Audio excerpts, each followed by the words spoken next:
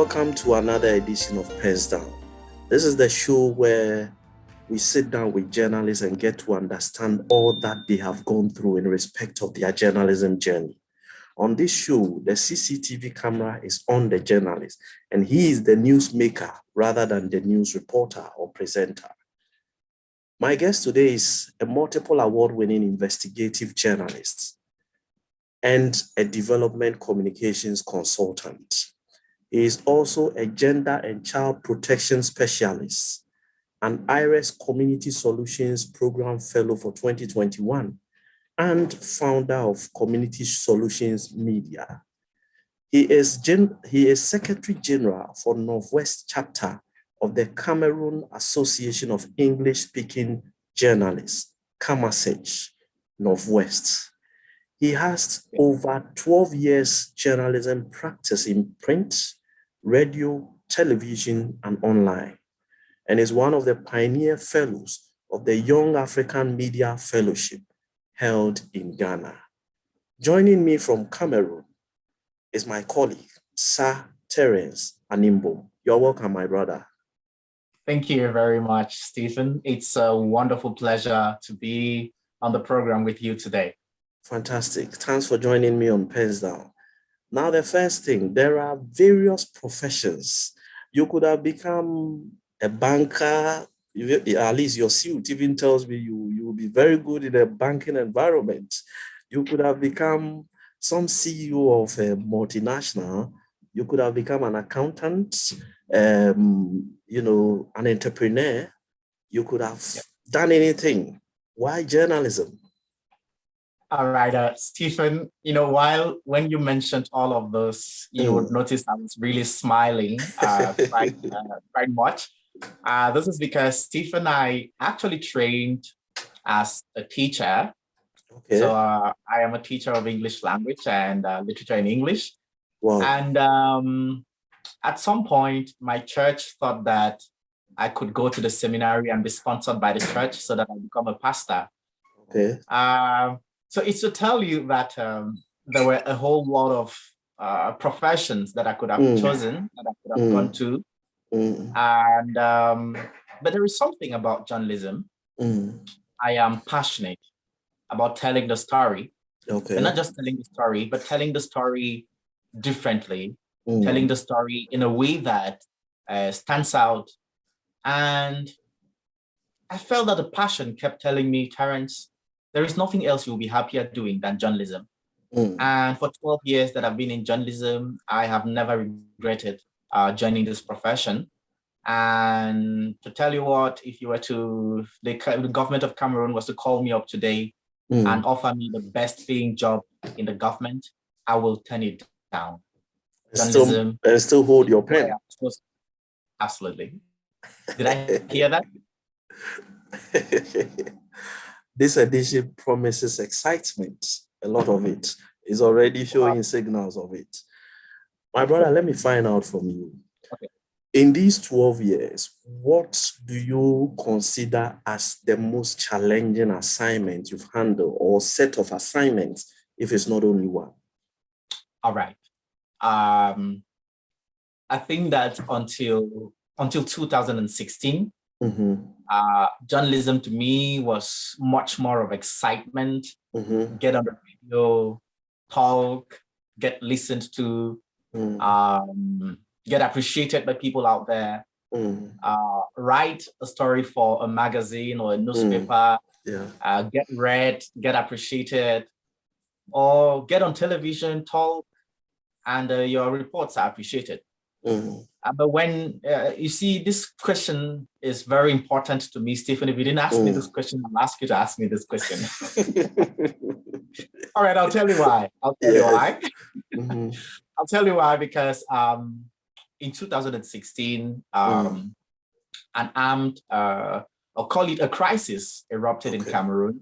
It was an identity crisis where the Anglophone minority of Cameroonians felt that there was a lot of marginalization and segregation and inequalities existing within the government system And they Okay. felt that they wanted better from the government. So the Anglophone teachers and lawyers, at first you need to know that Cameroon is a bilingual country, Yes. has a bijural system, it's a Yes. bilingual country. So Mm. the cultures of Cameroon are quite diversified. Mm. And because of the political backgrounds or the colonial backgrounds that Cameroon has, it kind of created some sort of a gap that existed between the French-speaking majority and the English-speaking minority of Cameroonians.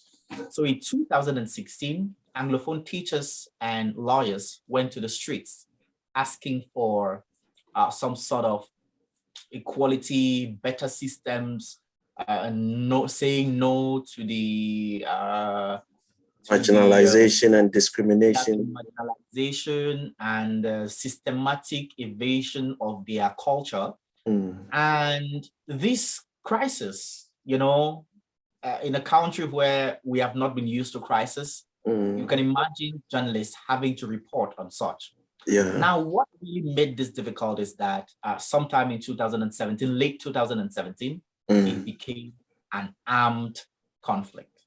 It became an armed conflict. I had to report from the crisis hit regions. In fact, I started filing in reports from a war zone in Mamfe. Mamfe is a subdivision in the southwest region of Cameroon. Okay. So I started filing in reports from there, and this is where I found journalism very challenging. In a crisis situation, you have two parties. One party wants you to report exactly the way they want, and the other party wants you to report exactly the way they want. Now, the government, up to now, is not accepting that they are in war with separatists. I mean, they keep calling, they have some names that they call it. And when you say it's a war, the government is not very comfortable with that. And there are atrocities that are being carried out by the military forces, regular military forces of the government, and armed groups, non-state armed groups. So there are lots of atrocities happening at this end. And now you get caught in the web of how do you report in a way that the armed separatist fighters who are asking for an independent state now from just the normal systematic changes that they wanted to now they want an outright independent state. Yeah.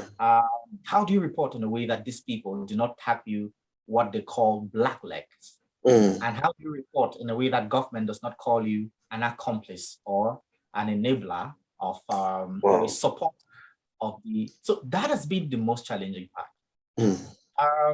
Maybe just before we wrap up with this particular question, because I feel it's very important for me. Sure.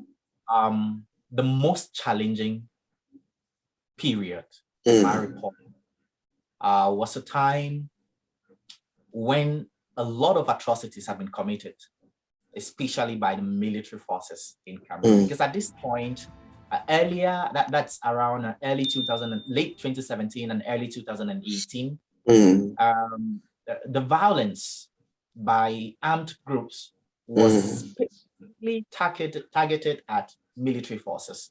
Okay. It was well targeted at only military forces. It is not like now that there are civilian casualties being caused by both the armed separatist groups and the military forces. So all sides are committing this. So during that period, there were lots of these things happening. The military had actually invaded a village, they called it Kembong. That is the first village that was burnt down completely by the military. More than 85 houses were burnt down, and a population of over 6,000 people in that village were displaced. And so this village became completely empty. And no journalist had gone into that village to tell the story of the people here. So I had this collaboration with my colleague and very wonderful friend, Josiane Kwaga. She is a journalist. She writes for Reuters.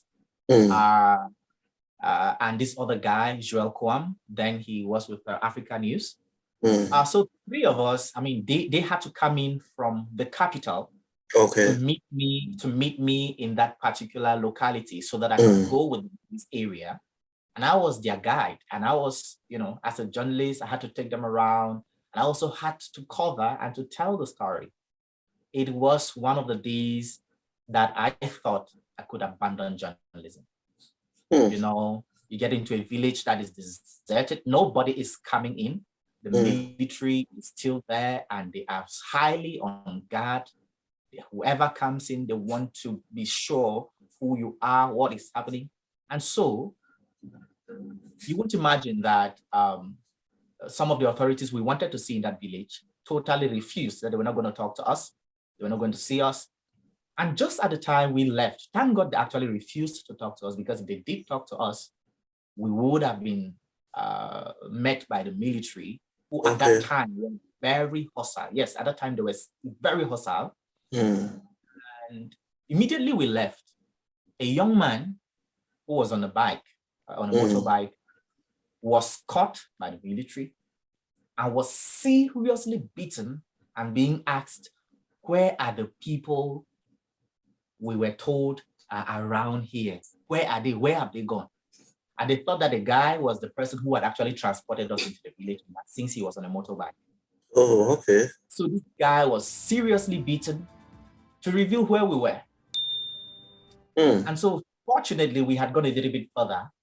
And this time around, we didn't use the same road we used on our way into the village. We had changed roads. And so the military went the other way, while the guy now used the road we had decided to take this time around. And when he saw us, he said, look at what has happened to me. This guy had been molested, he had really been beaten. And he said, I was being beaten and asked to show where you people had gone. So he told us, run for your lives. Don't stay here, don't stand here. And yes, that is how we left the village. But that is not the, I don't want to, I'm not sure we have time to talk about the times when one of the times I was molested by the police, well beaten by the police and carried and dumped in their truck and about to be locked because I was covering a conflict in my country. I don't want to talk about the times when envy by a certain colleague or by a colleague cost such colleague out of way, absolute wickedness to cause me to be handcuffed by the police and taken into the police cell for some time. So those are some of the moments I have met in the profession. Not to talk of when I was forced by separatist fighters to film them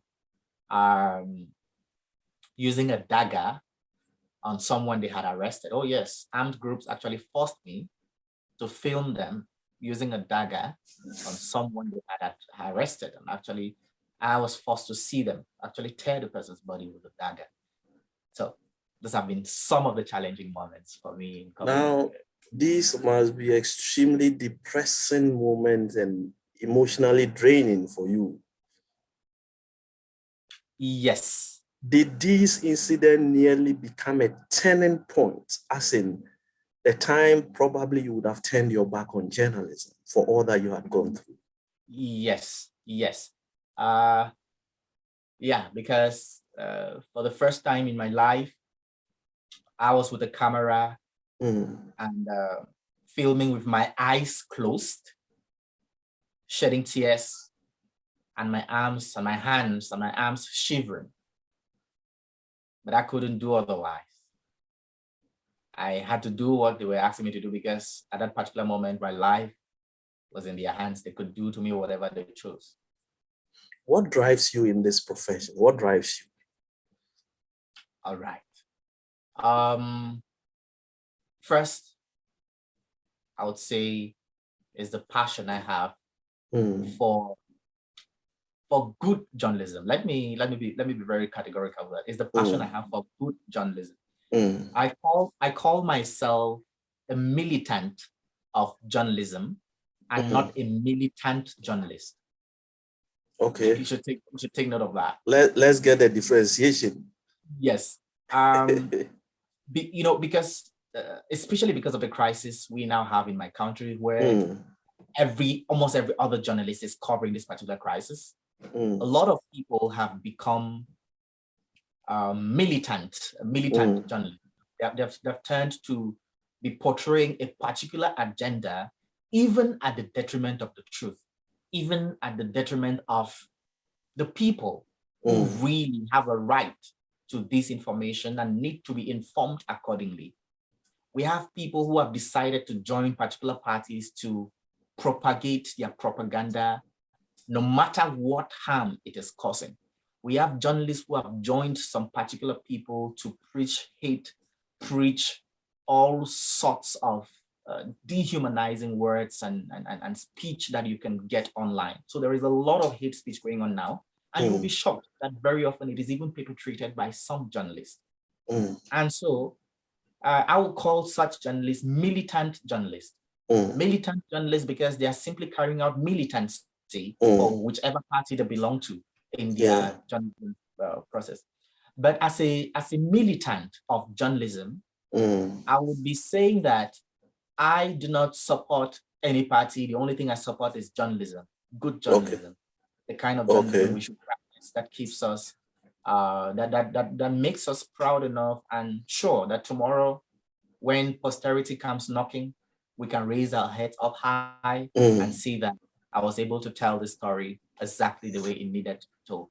Yeah. Wow. This is interesting.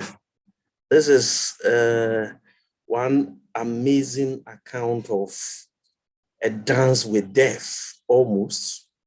Now, let me find out. You are also a man that belongs to a family. Oh, yeah. Amidst all these, your immediate, your extended family, were they telling you, hey, drop this pen and look somewhere else? Enough is enough. What were they telling you? You know, my wife particularly has been very supportive. Yes, when I tell her I am going to this place for coverage of this particular story, because I like to follow a story right to the source. And I like to follow a story to the source and to the surrounding environments of that story.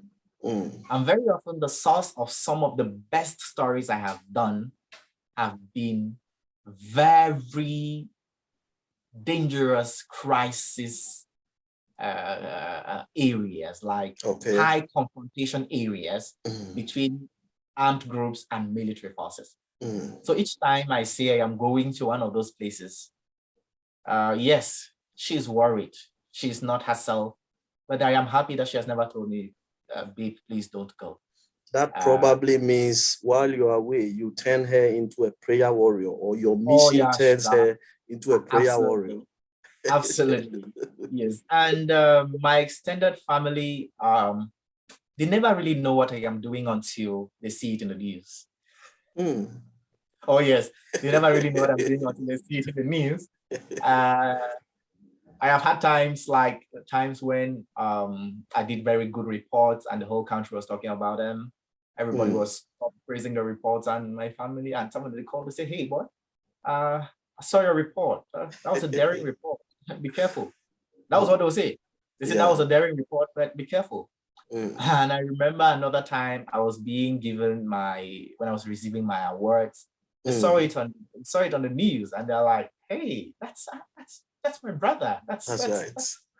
That's right." And then I start receiving calls. You know, So that is how it has been with family.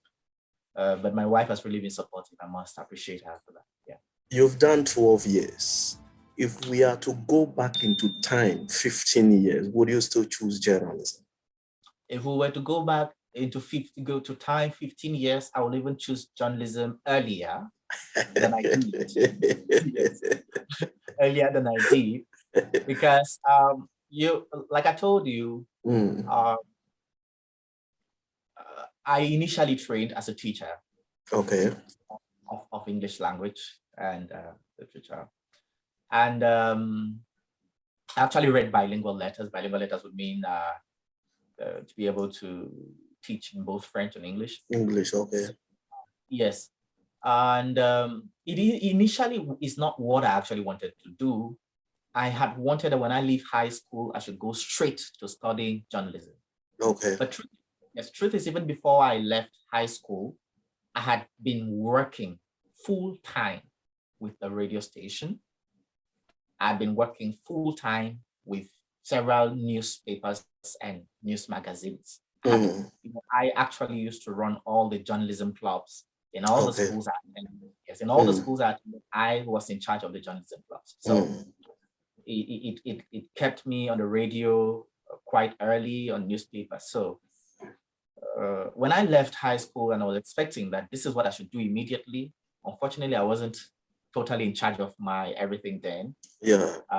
Yes, family influence and all of that. That's right. Yeah. So I would want to do journalism much earlier when I started. Yeah. As an investigative journalist, integrity is the tool that keeps you moving. How many times have you been approached with anything monetary or material that, hey, kill this story, compromise the details of this story, and take this? Okay. There was a time I reported on a certain corruption case, but this was actually about embezzlement. Okay. It involved election officials in the northwest region of Cameroon, and I think it involved it actually involved one of the bosses, biggest bosses of the elections government body in the northwest, and I had a lot of information that could not be contested. I had details of every front of the number of people who were deprived of their due pay. Actually, they had embezzled funds meant for the payment of polling chairpersons. Okay. And also funds meant for some administrators. Okay. That were supposed to oversee the election. So funds were embezzled up to the tune of France CFA 80 millions. Oh, yes. And what's the USD value? Give us an idea. The USD value of that, oh my God. I think we'll have to do a bit of calculations on that. But okay. I think the USD value of that is more than, yeah, I think it's more than $150,000. Oh, okay. Yes. It's over $150,000. Yes. Okay. Close to $200,000. Yes. Okay. Yeah. Okay. So all the details I had, when I started asking some particular questions who were close to the authorities, at one point, someone called me. Someone called, introduced the self to me. I don't want to say he or herself, just the self to me. Yeah. Introduced the self to me. Yeah. As to, and said, are you Terence Animbom? I said, yes. Said, do you write for the Sun newspaper? I said, yes. They say, please, can we meet? I have something for you regarding the story you're working on the embezzlement at Elekam, the elections Cameroon. And I'm like, okay, yeah. So can you tell me what this is all about? I'm not in town. I'm not sure we can meet today. And the person is like, okay, can you please hold on with that story? Let's just keep the story away. Let's not get it published. And I'm asking, but why do you think I shouldn't publish the story? And the person says, it's going to cause a lot of problems, it's going to cause a lot of controversy, and we don't think that it is worth all the trouble. So please see me. I have something for you. We can forget about this. And I said, okay, I'll give you a call and tell you when we can meet. When I dropped my call, I avoided picking any strange number. Strange number, and I made sure that I did not use regular routes in town anymore. I did not go to regular spots anymore, and eventually published the story, and some people lost their jobs. Oh. Some people lost their jobs there, and some people had sort of punitive transfers. Yeah, I see. because the government became aware of it, and a lot of even the central coordination of Elections Cameroon itself, they kept a lot of eyes on it, and well, I didn't follow up on the story later on because it became too dangerous to try to follow up. Wow. Does journalism pay? Oh yeah, does journalism pay? Recently, I started an organization to focus on communication for development and social change. Okay. And because of what I have seen in the field, journalism in Cameroon should be one of the worst places to practice journalism. If you were to talk about pay, then Cameroon will be one of the worst places to practice journalism for a pay. If you, in fact, 8 out of 10 private media journalists in Cameroon are owed 6 to 24 or 20 months of unpaid salaries. 8 out of 10. That is how serious it is. They are owed 6 to 20 or 24 months of unpaid salaries. 8 out of 10 journalists in Cameroon do not have contracts of employment. Whatever they give them as pay is what they take home. I recently did a story for Unbiased the News.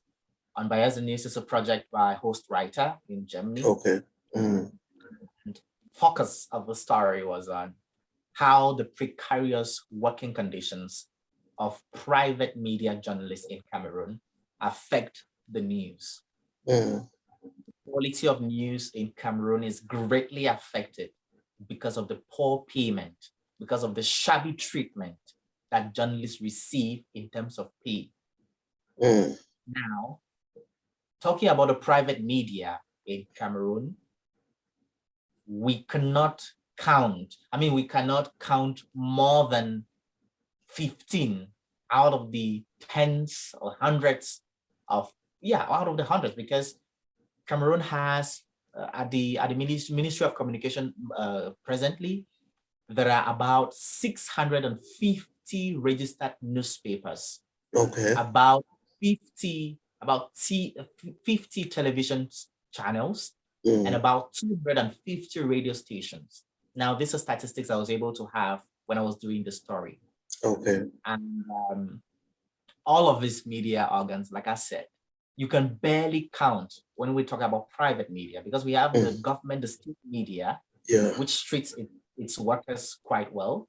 I would say quite well, relatively well, because we think that their staff are paid between $600 to $700 a month, $600 to $700 a month, which is what an average Cameroonian will call a good salary. Wow. Yes, that is what they call a good salary, $600 to $700, while other people are talking of $5,000, $10,000. Yes, no, that is how bad it is, Stephen. Yes. I can, whatever I am saying to you in response to this question, it's rock solid, because I have done an investigative on it. Journalism doesn't pay in Cameroon, or yes, let me use Cameroon where I am precisely. But there is something it does. There is something it does. It opens your way, your doors to countless streams of opportunities that you wouldn't have without being a journalist. It opens your doors to countless streams of opportunities. If I am an IREX CSP fellow, to be chosen amongst tens of thousands from more than 85 countries in the world, among 120. I think that it is because of my time as a journalist. It is because of journalism has instilled into me, has given me, and not necessarily how much journalism has given me. Yeah. Are you doing journalism for life, or there is a termination time for you? Ideally, I am one of those persons that believes one should not work forever. Because there is going to come a time when you should sit down, take a break, watch the people you have mentored, watch the people you have brought up, do what you taught them to do. When I started my organization, because I want to bring up what I call the new breed journalist. Okay. I have already started a program training young journalists who are just leaving school, and those who are still in school but are already practicing. When the program I call the New Breed Journalist Series. Okay. About ethical journalism, is about doing the right thing. And I am hoping that maybe in at most 20 years from now, I shouldn't be running around again chasing news. I should rather watch these younger people that I have started bringing up do all the work while I supervise them. Yes. Do you have a social life? For the kind of work you do you have a social life? Yes, but I think that my social life has greatly dwindled. My greatest concern at the moment is my family and my work. I mean, these are the most important things to me, my work and my family. Whatever is coming in at the level of social life, I don't give it a lot of attachment. I don't give it a lot of importance. Yeah, but talking about solidarity, belonging to social associations, and I don't play football. I don't go to watch football. So it's yeah. So it's so much of work and family. Yes, family really takes a lot of my time. Yeah. From your experience practicing in your home country, Cameroon, do you believe journalists should be licensed? Yes. I strongly believe that journalists should be licensed. One of the things we're struggling to do in the Cameroon Association of English-Speaking Journalists is that we want to limit as much as possible the terrible practices we see in the field, the unprofessional practices we see in the field. This is because anybody can get up and feel that because I can speak good English, I can write, let me become a blogger, let me become a journalist. And I am not trying to undermine the talent, the brains that a lot of people out there have, but that we should have a basic criteria that determines who should be a journalist. Okay. Not necessarily whether this person has been trained in a journalism school or not, but that if this person has demonstrated worth, talent, and skill, then if we can use these parameters to give this person some sort of a test, and if he passes this test, then we give him a license or her a license to practice. And that at any time that this person goes contrary to these terms of this license, we can take the license from the person and the person has no right to practice again. If we can make journalism operate like the medical corps, I bet you, Stephen, we are going to have a more organized media landscape. We'll have a more organized and more professional media space. There is a lot of chaos in the media space because there is no real regulation of who a journalist is. It is even horrible in places where anybody can start an online platform and start spreading gossip, fake news, speech, and people call them journalists. It's annoying. And that is one of the most annoying things I have. I am facing that is going on now online, especially online. Yeah. Some of your colleagues or some of our colleagues I have hosted here who toe your line in respect of this question have also raised reservations that for the kind of continent on which we operate, where politicians have the appetite for crashing dissent, the licensing body might just end up becoming a smooth screen for political manipulation and all manner of things. Are you looking at that angle too? Could that be a downside? And is there anything to, to be wary of? Yes, I have thought of this a couple of times. Stephen, it comes back to policies. It comes back to procedures. If we have laid down principles, laid down policies that clearly define what this body should do, and this body is not doing it, then it's about giving back power to the concerned. Who are the journalists? Who are us? I don't think that all of us journalists will become songbirds for our governments. Yeah. Some of us have problems. Some of us do not get invited to cover government events because they know that we cannot continue to sing the song that they want us to sing all the time. And there is something we call in Cameroon Gumbo, which you call in Ghana Soli. Soli, that's right. Oh yeah, I was coming to that. Good. A lot of us in Cameroon, a lot of journalists in Cameroon, depend on Gumbo.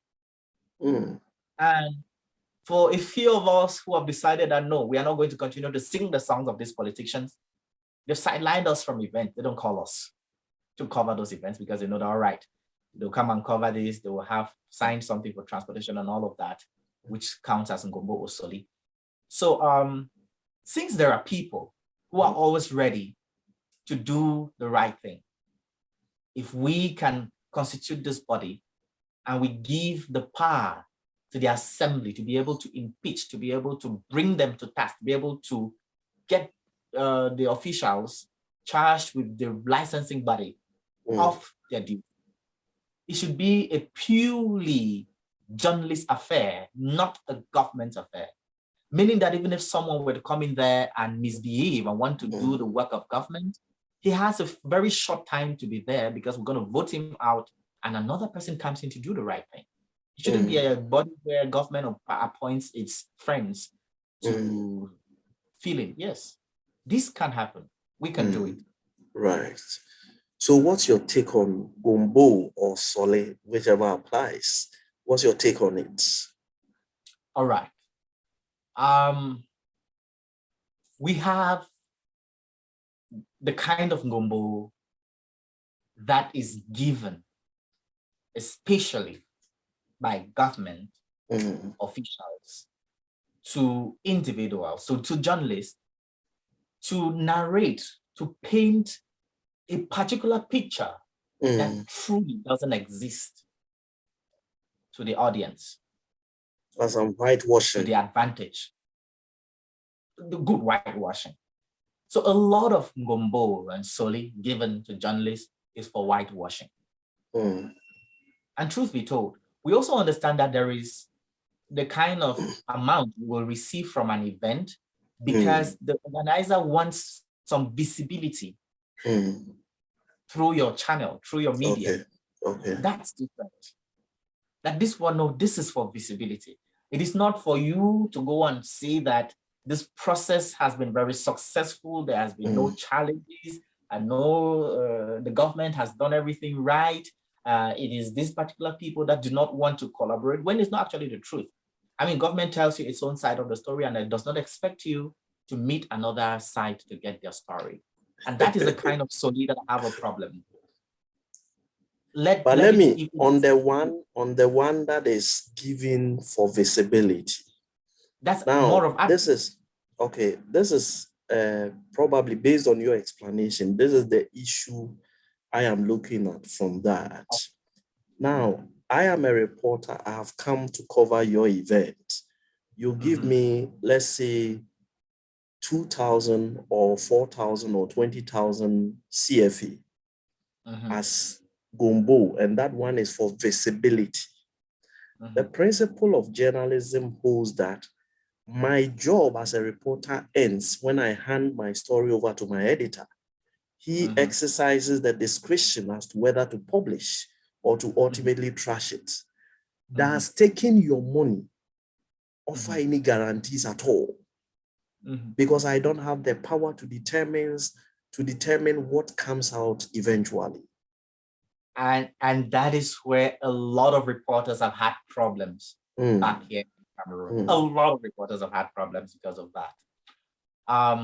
Some event organizers prefer to go directly through the media houses. They tell either the manager or the commercial desk, we're organizing this event. We need your media house to cover. Please send us a reporter or reporters.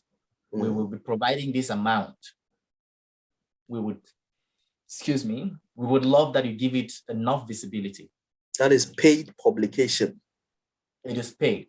Yes. And a lot event organizers prefer to do this.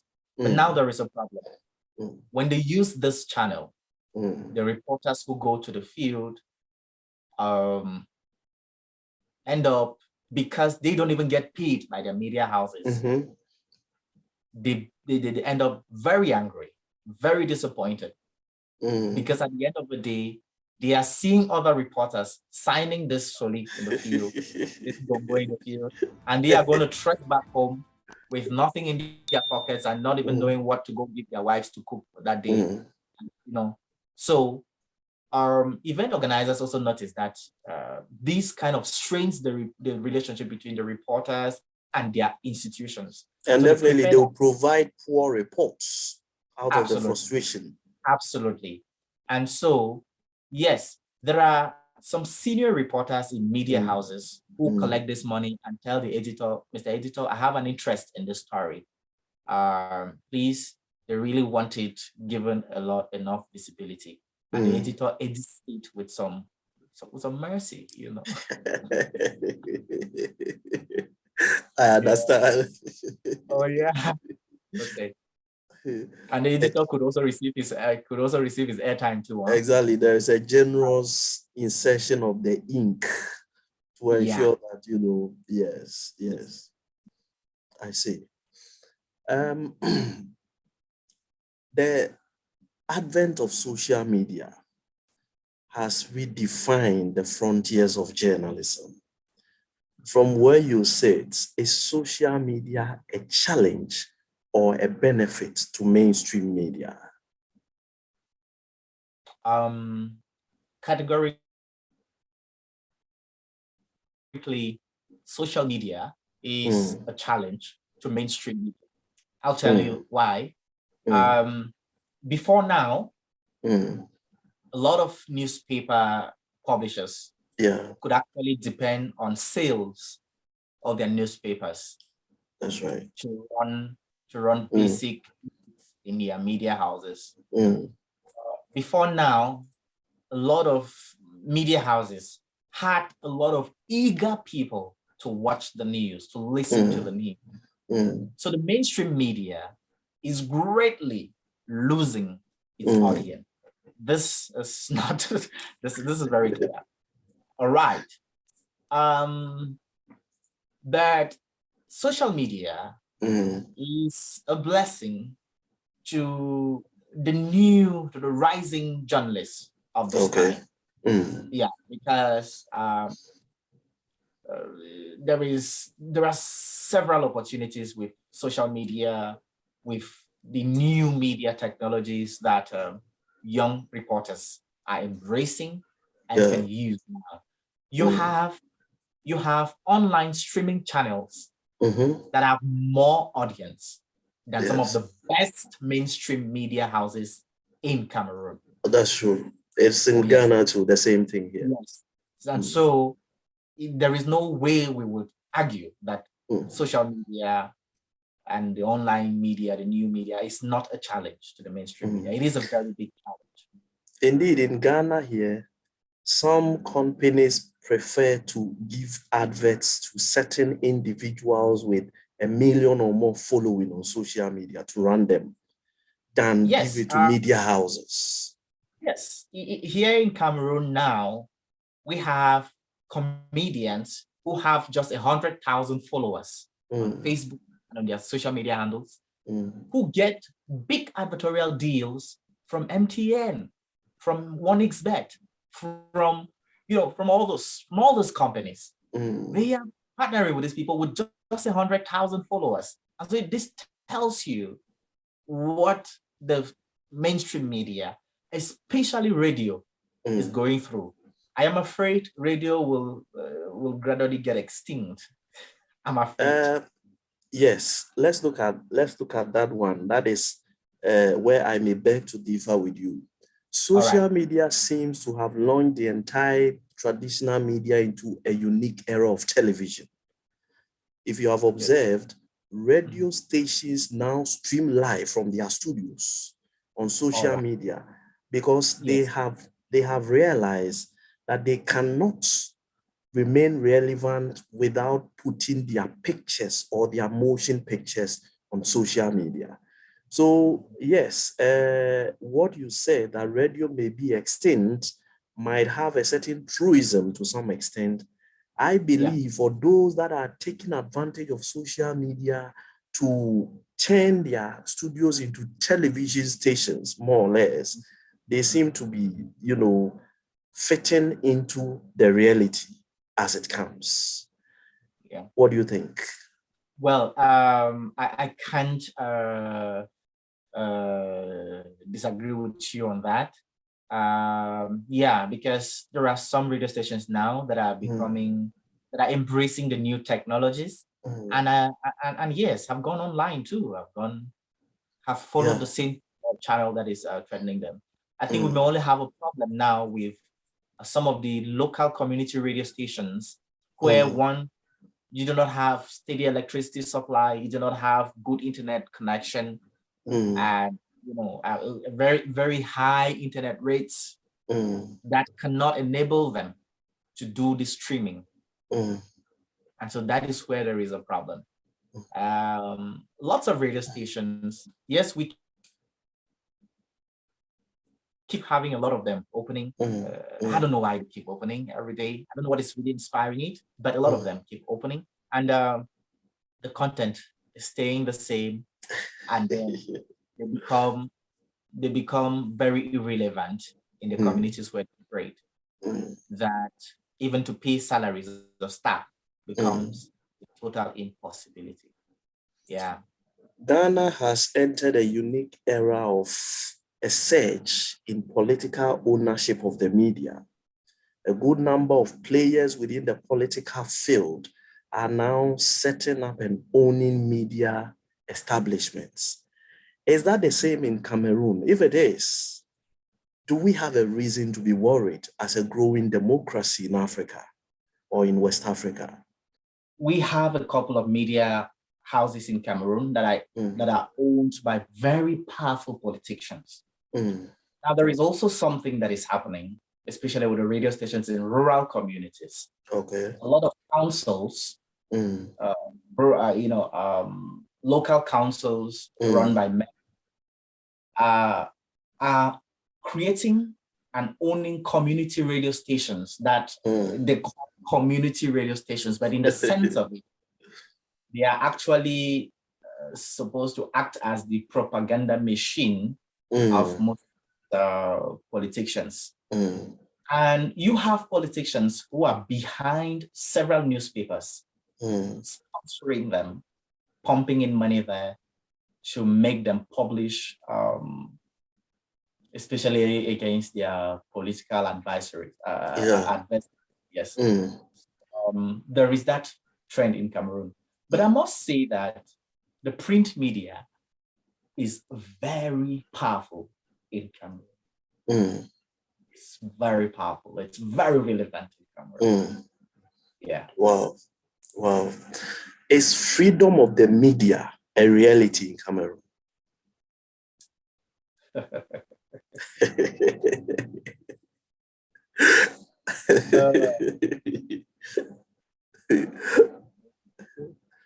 All right. It may interest you to know that Cameroon was ranked one of the worst jailers of journalists by the Committee to Protect Journalists, CPJ report of December 2021. Recently, there was another CPJ report that also placed Cameroon in a very bad spot. That was as recent as I'm sure February 2022. Yeah. And, I don't want to talk about the number of Cameroonian journalists that are in exile and back here because of their job. I don't want to talk about those of us that receive calls from high officials telling us to tone down. We're not happy with your report. Yes, my my publisher has received calls several times from the state, powerful ministries in the state, telling them, please, the Sun newspaper, we are not happy with your headline. We're not happy with your headline.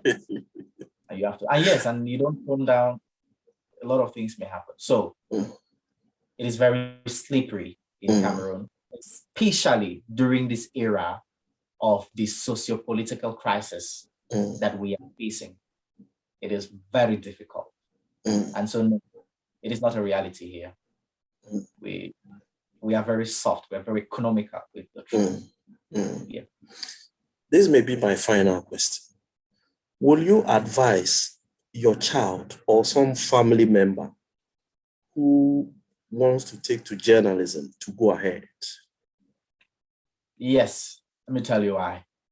I will advise my child to do journalism, especially because I know that I will be there to mentor that child.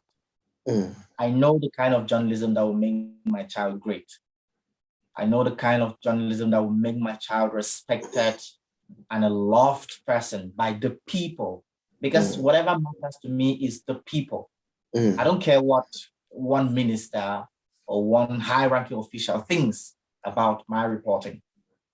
I care about what the ethics of my profession say. And I care about what is right. Yes. And so, because I know the trend I followed, I have mentors, I have role models, people that even the wild ministers, when they think of doing anything bad to them, their work frightens them. Yes, their work frightens them.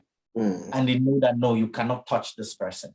And I think that I can train my child to be like those kind of people. I am hoping that by the time I drop my pen, I would have created such a name for myself. And yes, journalism is an honorable profession.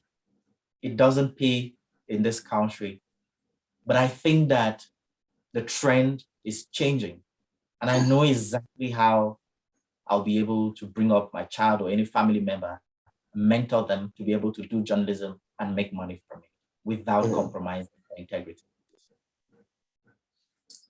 Sir Terence Animbom has been my guest on PENSDOWN today. Here, the journalist is the newsmaker, not the reporter or the presenter. We turn the tables. That is why we call it PENSDOWN. The most important tool in the life of a journalist is dropped, pens down, so that we get the person on the spot, put the spotlight on them, throw the cameras on them, put them on the screen, and then face them with the questions for them to tell us what per ethics they cannot add to their stories, because in journalism, you, the reporter, are an observer, not a participant. You just look at what happens and you tell it. Even if your ear is cut in the process, the public don't care. All they need is the news. This has been PENSDOWN. Thank you very much, sir, for your company today. Thank you very much, Stephen, for inviting me. It has been a wonderful pleasure talking with you on PENSDOWN. Right. We'll be back next time with another edition. And on the hot seats will be yet another journalist telling us all that he or she has gone through in the line of duty. Thanks a lot for being with us. Goodbye.